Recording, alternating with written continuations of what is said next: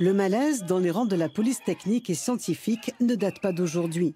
En 2015 déjà, les agents PTS, comme on les appelle, manifestaient pour obtenir un changement de statut. Ces scientifiques ne sont pas des policiers et ils sont considérés par leur administration comme des sédentaires. Ils interviennent pourtant sur les scènes d'infraction et réclament un statut d'actif. Quand on parle de scène d'infraction, ça part du simple cambriolage jusqu'au meurtre. Voilà, homicide, attentat, suicide, quelqu'un qui se jette et qui se fait percuter par un train. Enfin, je veux dire, voilà, on voit vraiment des scènes qui sont traumatisantes. Au départ, pourtant, ces scientifiques avaient débuté comme aides techniques des laboratoires. Leurs missions ont rapidement évolué et leur présence est réclamée sur le terrain, quels qu'en soient les dangers.